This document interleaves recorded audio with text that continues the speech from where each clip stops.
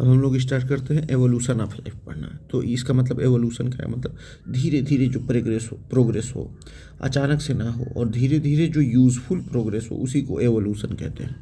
जैसे earth form around 4.54 billions year ago, जो अपनी धरती बनी वो कितने साल पहले बनी, 4.54 बिलियंस एगो बनी, ठीक। ये क्या है, ये approximately 1/3 of the age of the universe by the accretion from the solar nebula. जब सोलर नेबुला हुआ उसके बाद लगभग ये कितना उम्र बीत चुका, लगभग 1/3 उम्र बीत चुका यूनिवर्स का, तब जाके हम लोगों की धरती बनी। ऐसा माना जाता है कि सोलर नेबुला से ही अपना यूनिवर्स बना, ठीक। बहुत सी थ्योरी हैं, मतलब ऑरिजिन ऑफ लाइफ को लेके अर्थ पे, ठीक। और उसमें बहुत पॉपुलर एक है ओपरिन हेल्डेन थ्योरी। ओपरिन हेल्डेन थ्योरी क्या है? Operant Haldane theory of origin of life. Life originated on early Earth through physico-chemical processes where items combine to form molecules.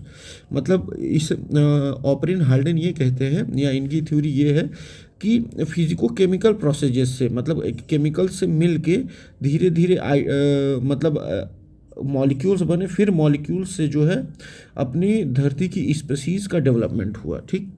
फिर these molecules reacted to produce inorganic and organic compounds, और ये molecules ने क्या किया, आप एक दूसरे से रिएक्ट करके क्या बनाए, इनऑर्गेनिक और ऑर्गेनिक कंपाउंड्स, ठीक।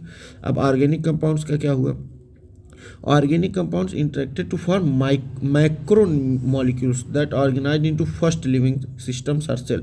मतलब जो ऑर्गेनिक कंपाउंड्स थे वो एक दूसरे से रिएक्ट किए और क्या बनाया, माइक्रो नहीं मैक्रो मॉलिक्यूल्स, और वो ऑर्गेनाइज होके क्या बना, पहला लिविंग सिस्टम या सेल बना, ठीक। क्या बना, पहला लिविंग सिस्टम या सेल बना, ठीक।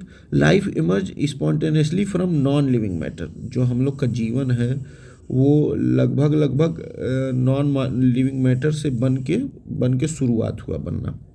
Initially inorganic compounds form followed by organic compounds due to ever changing environmental condition.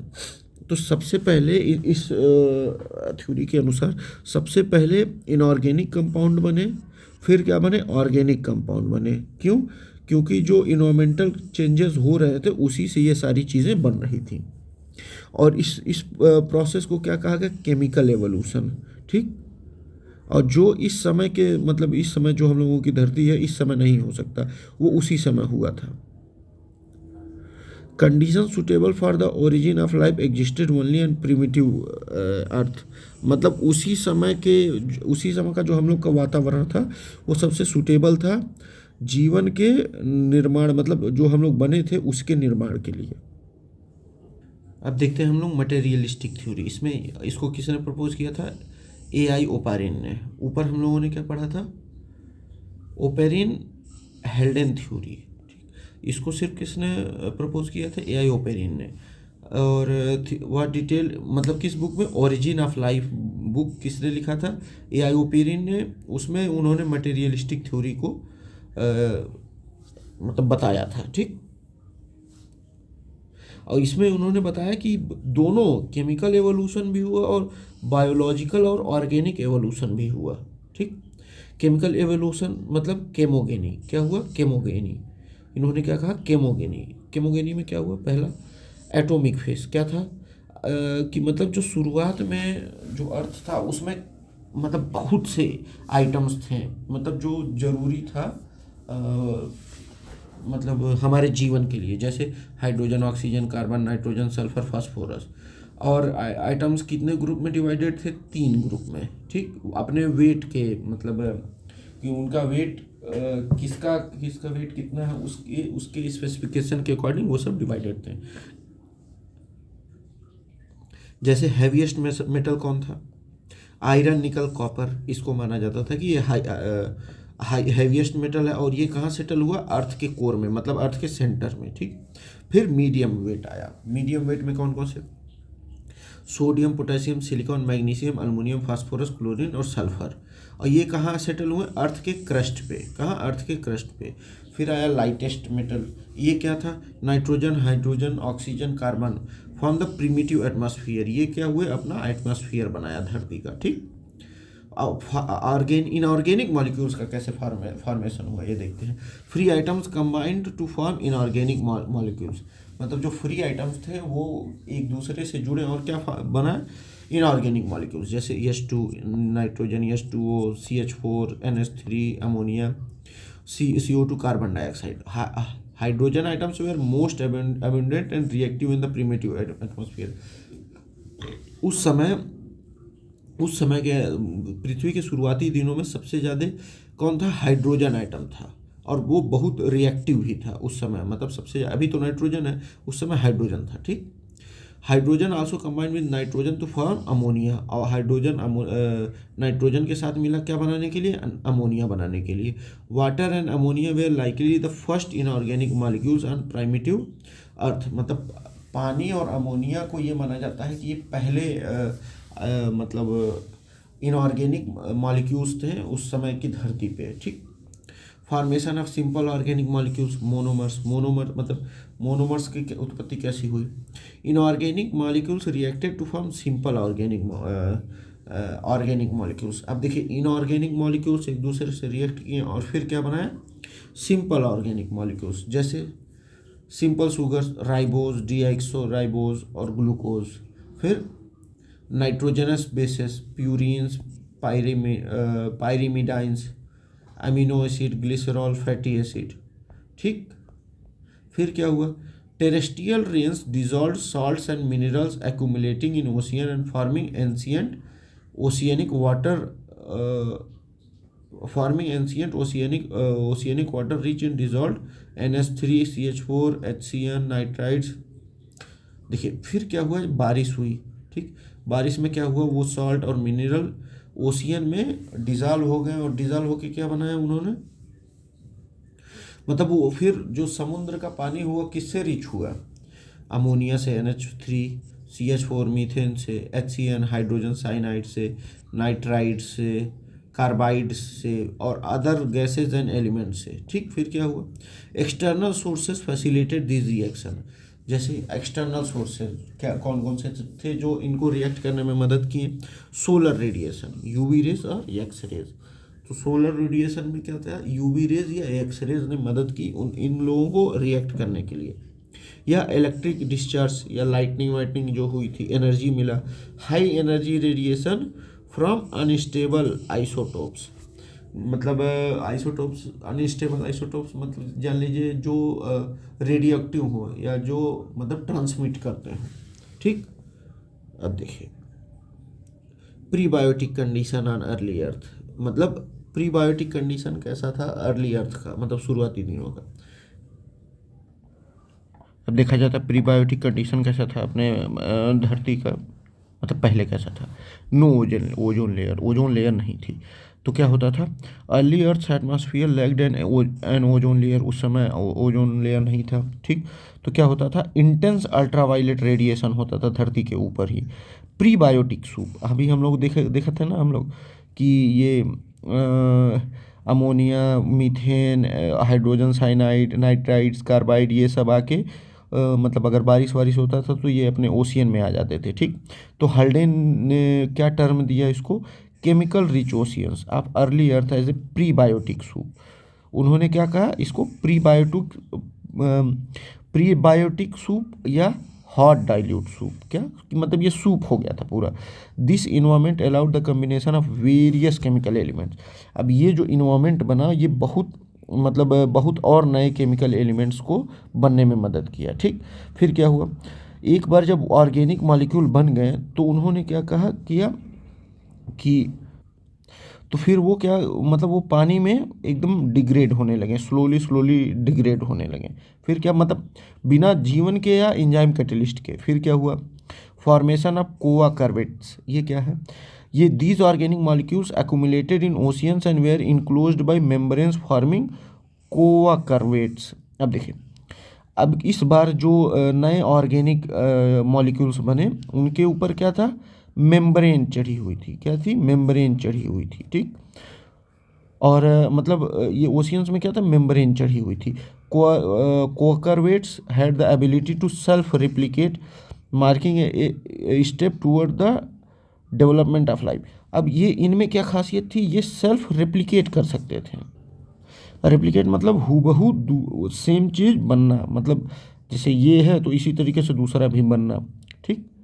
अब देखिए इसका एक्सपेरिमेंटल एविडेंस क्या है, experimental evidence for abiogenetic molecule evolution of life क्या है। स्टैनले मिलर और हैरोल्ड उरे ने एक एक्सपेरिमेंट किया, कब, 1953 में, ठीक। स्टैनले मिलर द्वारा किया गया। ये कहा कि हैरोल्ड उरे एक ग्रेजुएट स्टूडेंट थे, किन के under, Harold Urey University of Chicago के अंदर।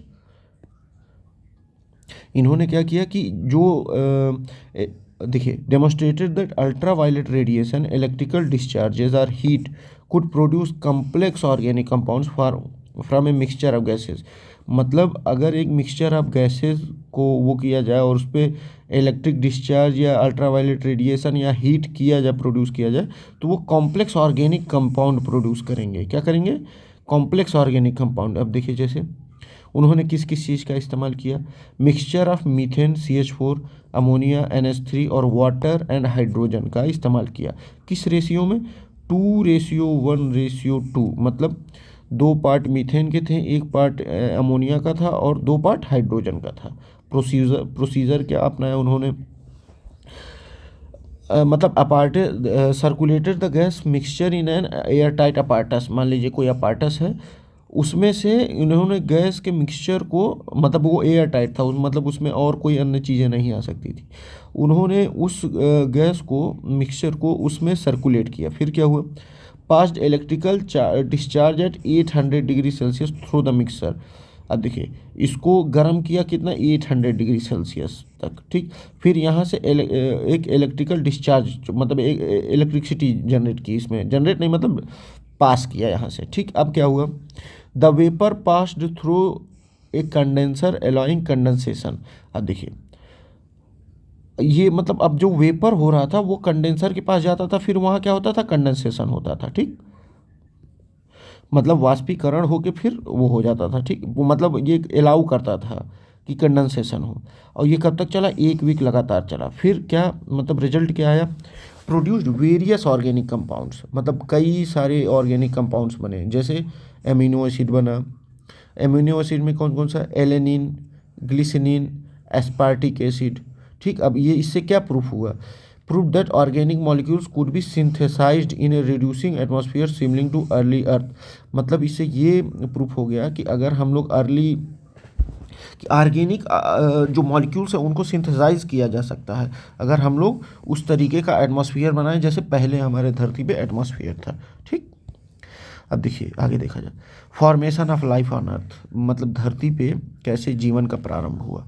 बिल्डिंग ब्लॉक्स ऑफ लाइफ क्या थे, एसेंशियल मॉलिक्यूल्स लाइक न्यूक्लियोटाइड्स और and amino acid could have form naturally on primitive earth. ये माना जाता है कि ये एमिनो एसिड और न्यूक्लियोटाइड्स अर्थ पे नेचुरली फॉर्म हुए थे, ठीक।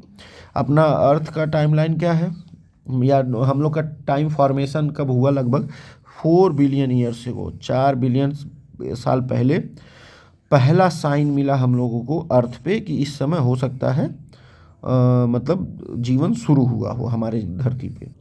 फिर हम लोगों को क्या प्रूफ मिला, लगभग 3.8 बिलियन ईयर्स पहले मेम्ब्रेन ब्राउन प्रोकैरियोट्स, क्या मतलब ये जो बैक्टीरिया हैं प्रोकैरियोट्स मेम्ब्रेन बाउंड, ये इनका सबूत मिला हम लोग को। दे वेयर इनिशियली हेट्रोट्रॉप्स, और मतलब ये हेट्रोट्रॉप्स क्या होते हैं, जो डायरेक्ट इन्वायरमेंट से अपनी एनर्जी लेते हैं, ठीक। जैसे जो पौधे या जानवरों से भोजन बनाते हैं उनको कहते हैं। लेटर इवॉल्व इनटू ऑटोट्रॉप्स, आगे चल के ये फिर ऑटोट्रॉप बने, ठीक। जैसे मॉडर्न ब्लू ग्रीन अलगी बनी है। ऑटोट्रॉप क्या होते हैं, जो सूर्य की रोशनी या मतलब जो खुद ही भोजन बनाते हैं उनको ऑटोट्रॉप कहते हैं, ठीक। अब देखिए 2 बिलियन ईयर्स एगो क्या हुआ, एवोल्यूशन ऑफ यूकैरियोटिक सेल्स। अब 2 बिलियन साल पहले यूकैरियोटिक सेल में बदलाव हुआ, क्या हुआ इससे, फिर क्या हुआ, एवोल्यूशन जब हुआ यूकैरियोटिक सेल में, give rise to all complex organism, तो सारे कॉम्प्लेक्स ऑर्गेनिज्म में मतलब नई नई चीज़ें शुरुआत हुई सिवा बैक्टीरिया के, ठीक। बायोलॉजिकल और ऑर्गेनिक एवोल्यूशन कैसे हुआ, fundamental presumption and principle of organic evolution कैसे, जैसे अब डेफिनेशन जानते हैं हम लोग, organic evolution refer to the modification of living organism over generation. Organic evolution मतलब क्या हुआ कि मॉडिफिकेशन हो रहा है लिविंग ऑर्गेनिज्म में generation to generation with trait passed down from the common ancestors. वो नए नए गुण जो इनके कॉमन मतलब पुरखों से जो नए नए गुण आ रहे हैं वैसे ही होते जा रहा, उसी को हम लोग क्या कह रहे हैं कि ऑर्गेनिक एवोल्यूशन। ठीक, ये बहुत ग्रेजुअल प्रोसेस है। Present day plants and animals evolve through gradual changes from simpler life forms over millions of years. मतलब ये जो अभी हम लोग के चेंजेस हुए हैं वो बहुत धीरे धीरे ये सारे प्रोसीजर चले हैं और ये मिलियंस ऑफ ईयर्स लगा है, मतलब करोड़ों साल लगे हैं। अब क्या है अपना ऑर्गेनिक एवोल्यूशन, मतलब एक्सप्लेनेशन ऑफ लाइफ डाइवर्सिटी कैसे करेंगे हम लोग explain. Organic evolution convincingly explain both the origin of life and diversity of plant and animals in the world. मतलब क्या हुआ, जो ऑर्गेनिक एवोल्यूशन हुआ है उसी की वजह से हम लोग देखते हैं कि हमारे लाइफ मतलब हमारे जीवन, हमारे धरती पे जीवन की उत्पत्ति हुई और पौधों और जीव जंतुओं में इतनी ज़्यादा डाइवर्सिटी इसी वजह से देखने को मिली। ठीक, अब universally accepted theories of evolution कौन कौन सी हैं? Theories of inheritance of acquired characters. ठीक, ये किसने दिया था? लेमार्क ने दिया था। इसको लेमार्किज्म भी कहते हैं। ठीक, थ्योरी ऑफ नेचुरल सिलेक्शन किसने दिया? डार्विन ने दिया। इसको डार्विनिज्म भी कहते हैं। Mutation theory Hugo de varies ने दिया। अब एक बार फिर से देखते हैं। Theory of inheritance of acquired characters किसने दिया? लेमार्क ने दिया, लेमार्किज्म भी कहते हैं। नेचुरल सिलेक्शन की थ्योरी किसने दी? डार्विन ने दी, डार्विनिज्म इसको कहते हैं। Mutation theory Hugo de varies ने दी। ठीक, आगे चलते हैं। Theory of inheritance of acquired character मतलब क्या है, मतलब इसका हिस्ट्री क्या है, इसका एक्सप्लेनेशन क्या है, ये देखते हैं। Proposed by Jean Baptiste Lamarck, कब? 1744 से 1829। ये कौन थे? फ्रेंच बायोलॉजिस्ट थे। लेमार्क कौन थे? फ्रेंच बायोलॉजिस्ट थे। और इनका वर्क क्या है? लेमार्क का फेमस बुक जो है फिलोसफी जूलॉजिकी 1809 में लिखा था। क्या है इनकी फेमस बुक? फिलोसफी की जूलॉजिकी। अनाउंसमेंट कब हुआ? इन 1801 Lamarck introduce theory of inheritance of acquired character. 1801 में लेमार्क ने इस थ्योरी से इंट्रोड्यूस करवाया हम लोग को। कौन सी थ्योरी थी? Theory of inheritance of acquired character, marking the first theory of organic evolution. इसे पहली थ्योरी मतलब ऑर्गेनिक एवोल्यूशन की पहली थ्योरी मानी जाती है। कौन सी?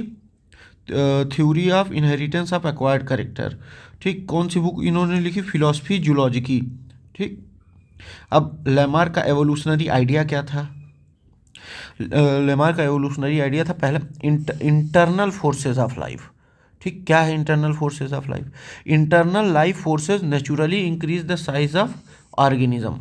मतलब जो हम लोगों के अंदर की जीवन की शक्ति है वो हमारे चीज़ों को अपने आप बड़ा करती है। ठीक, एंड इनर वांट, उसको क्या कहते हैं हम लोग की आंतरिक इच्छा, leads to development of new structure. वो क्या करती है? हम लोग के नए स्ट्रक्चर को डेवलप करने के लिए मदद करती है, मतलब ये एवोल्यूट करती है, मतलब एवोल्यूशन के लिए हम लोग को प्रेरित करती है। ठीक, ये क्या हुआ? इंटरनल फोर्सेस, हम लोग की जो आंतरिक शक्ति है जीवन की वो। ठीक, इन्वायरमेंट इन्फ्लुएंस क्या है?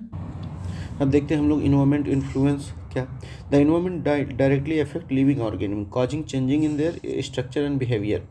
देखिए लेमार्क के अकॉर्डिंग जो इनकी थ्योरी है, theory of inheritance of acquired character, उसमें एक तो इंटरनल फोर्सेज ऑफ लाइफ है, मतलब हम लोग की आंतरिक जीवन की आंतरिक शक्ति की वजह से चेंजेस होते हैं। दूसरा इन्वायरमेंटल इन्फ्लुएंस की वजह से जो नीड हुआ इन्वायरमेंट के अकॉर्डिंग, उस अकॉर्डिंग भी हम लोगों की बिहेवियर और स्ट्रक्चर में चेंजेस होते हैं। Use and disuse of organs, इन्होंने इन सब चीज़ों के बारे में भी बताया था। ठीक, क्या है? Organ use frequently become stronger and more developed, मतलब जो हमेशा लगभग यूज़ होते हैं वो स्ट्रांगर और मोर डेवलप्ड होते जाते हैं, लेकिन जो यूज़ नहीं होते हैं वो धीरे धीरे विलुप्त होते जाते हैं। ठीक, इनहेरिटेंस ऑफ एक्वायर्ड कैरेक्टरिस्टिक्स। अब एक्वायर्ड मतलब जो हम लोगों को विरासत में मिलती हैं, जो गुण मिलते हैं, उनका क्या है? ट्रेट्स मतलब व्यक्तित्व होता है, या जो भी चीज़ें या गुण, जो भी चीज़ें होती हैं, व्यक्तित्व या व्यवहार की विशेषता या गुण, ठीक। Traits acquired during an organism lifetime are passed on the on to offspring. जो भी व्यक्तित्व या गुण मिलता है एक ऑर्गेनिज्म के जीवन में, वो किसके वो अपनी अगली पीढ़ी को पास करता है, ठीक। अब एग्जाम्पल क्या है लेमार्क का, जो ये थ्योरी है, थ्योरी ऑफ एक्वायर्ड इनहेरिटेंस का, ठीक। जिराफ लॉन्ग नेक, जो जिराफ का लंबा गर्दन होता है, वो इसी का उदाहरण है।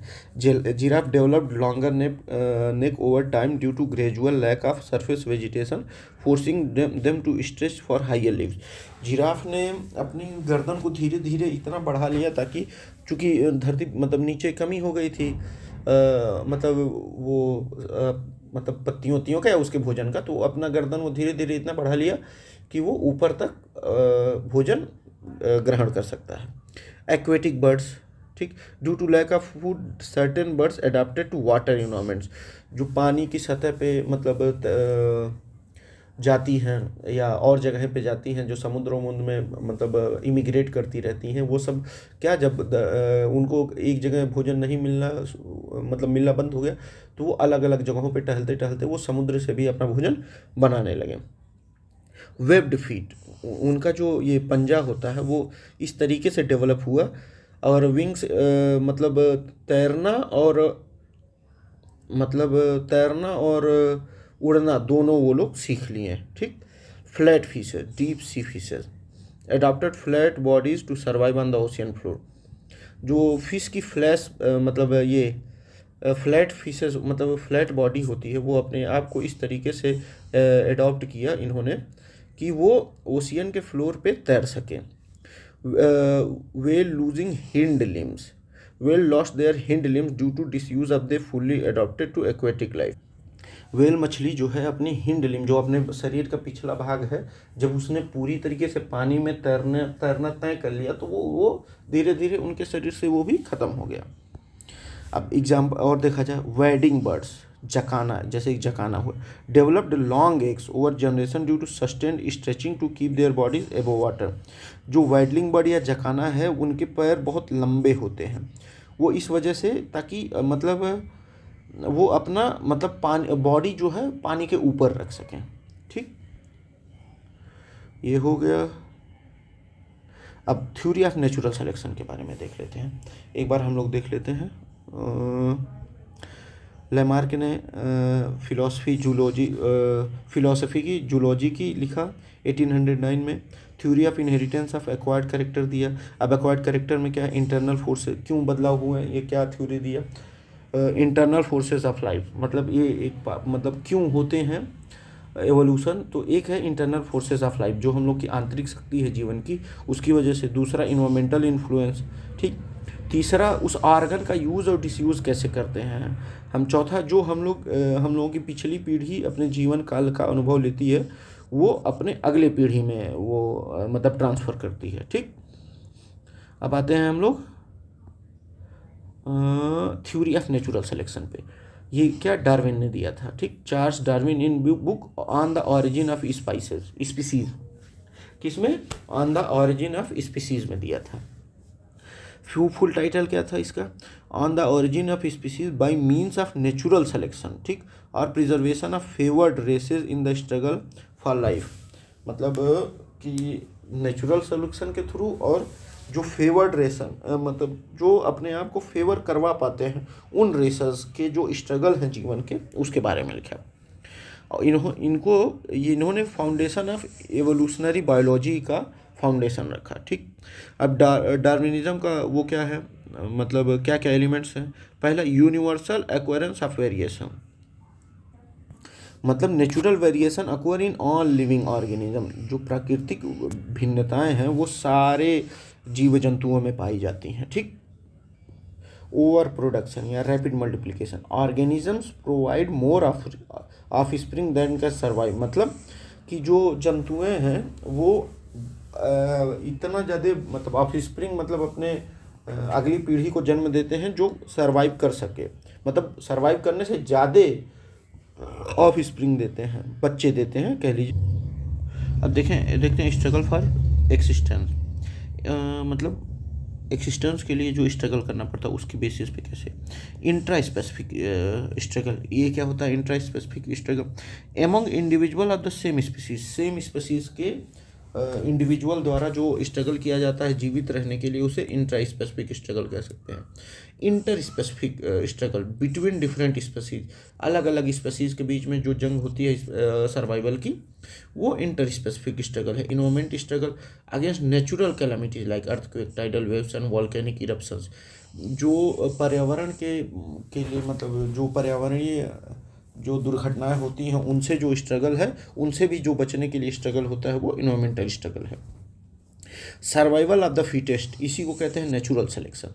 Organism with advantageous traits survive and reproduce, वो जीव जंतु जो जिनके पास वो गुण होते हैं जिनसे सर्वाइव किया जा सके और रिप्रोड्यूस किया जा सके, मतलब अगली पीढ़ी बनाई जा सके, वो सर्वाइव कर जाते हैं। लेकिन जो जिनके पास वो बेनिफिशियल गुण नहीं होते हैं वो ख़त्म हो जाते हैं, विलुप्त हो जाते हैं।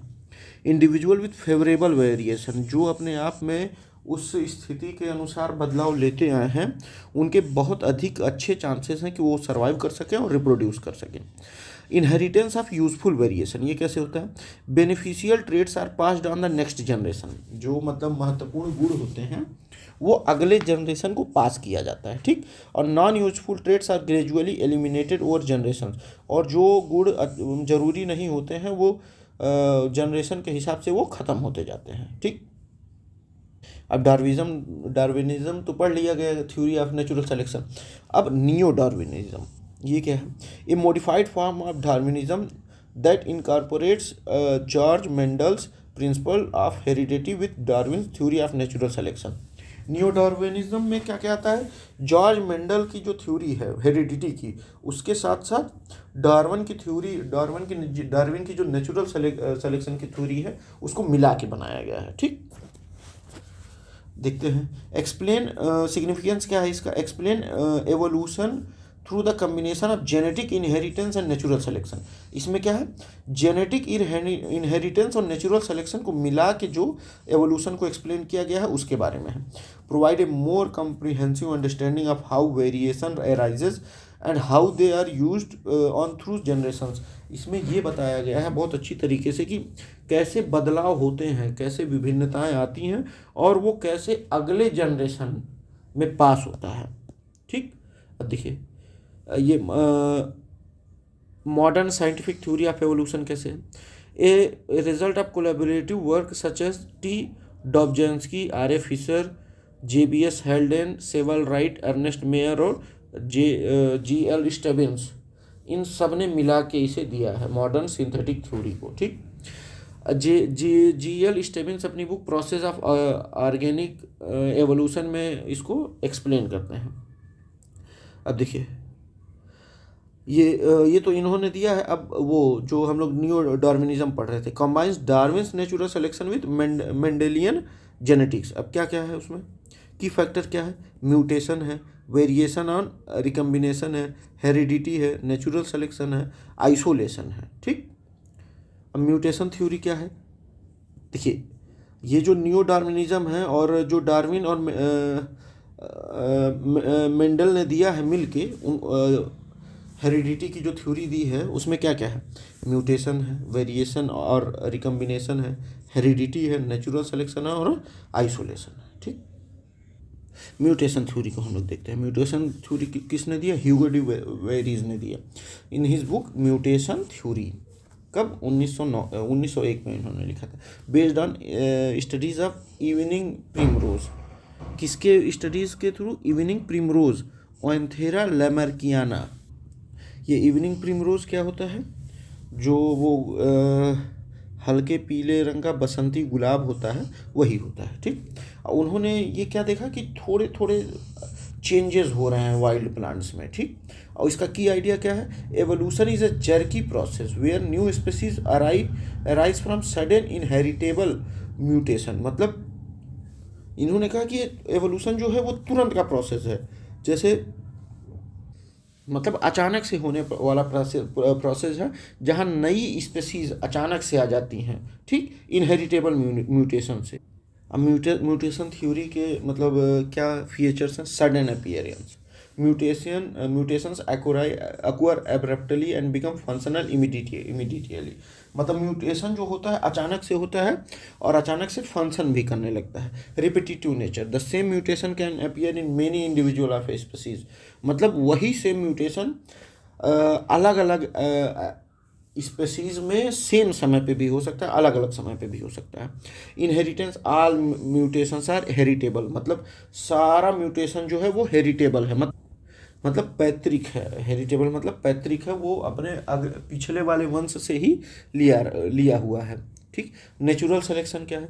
Useful mutation are preserve. जो भी मतलब यूजफुल म्यूटेशन है उनको प्रिजर्व किया रहता है। Lethal mutation are eliminated. जो भी लीथल मतलब जो भी खतरनाक म्यूटेशन है उनको एलिमिनेट मतलब ख़त्म कर दिया जाता है। Neutral or less harmful mutation can persist. जो कम मतलब जो न्यूट्रल और कम खतरनाक म्यूटेशन है वो रह सकता है। स्पेसिएशन कैसा होता है? Accumulation of variation leads to new species, ठीक। Sometimes a single mutation can produce a new species. मतलब जो भी नई स्पेसीज बनती है वो कभी कभार सिंगल म्यूटेशन से भी बन जाती है और कभी कभार कई म्यूटेशन हो जाता है, ठीक। अब इम्पॉर्टेंट फैक्ट देख लिया जाए। एक्रियोपेट्रिक्स क्या है? Considering A connecting link between reptiles and birds. ये जो रेप्टाइल और बर्ड्स के बीच का जो कनेक्शन है उसे ही माना जाता है आर्चियोपेट्रिक्स। ये क्या बताता है कि जो उनके विंग्स थे मतलब पंख और बीक, चोंच जो थी वो पक्षियों की तरह थी, लेकिन दांत और पूंछ जो थी वो रेप्टाइल्स की तरह थी। ये सपोर्ट करता है वो थ्योरी की कि जो चिड़ियाँ हैं वो किससे मतलब इवॉल्व होके बनी थी? वो रेप्टाइल्स से इवॉल्व होके बनी थी। Fossils discovered in limestone deposit near Solnhofen Germany. मतलब जो यहाँ फॉसिल्स डिस्कवर हुए थे उनसे क्या पता चला? Lived during the late Jurassic period की मतलब ये जो थी वो ज्यूरासिक पीरियड से ज्यूरासिक पीरियड के शुरुआत में की थी, ठीक। लगभग 150 मिलियन ईयर्स पहले की, ठीक। डायनासोर्स को देख लीजिए। Dinosaurs dominated the earth during Mesozoic era. कौन सा? Middle life era, Mesozoic era, ठीक। ये लगभग कब से? 252 मिलियन से लेकर 66 मिलियन ईयर्स पहले की बात है। इसको क्या कहा जाता था? Age of reptiles, due to dominance of large reptiles. उस समय डोमिनेंस रहता था इतने बड़े बड़े रेप्टाइल्स का। रेप्टाइल मतलब सरीसृप या रेंगने वाली चीज़ें। अब मेसोजोइक एरा का डिवीज़न कैसा हुआ? ट्रियासिक पीरियड, कब से कब? 251 से लेके 199.6 मिलियन ईयर्स एगो तक।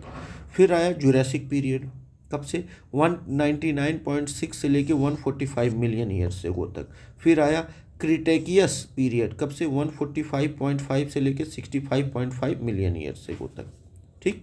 अब देखते हैं क्रो मैग्नन मैन, ये कौन है?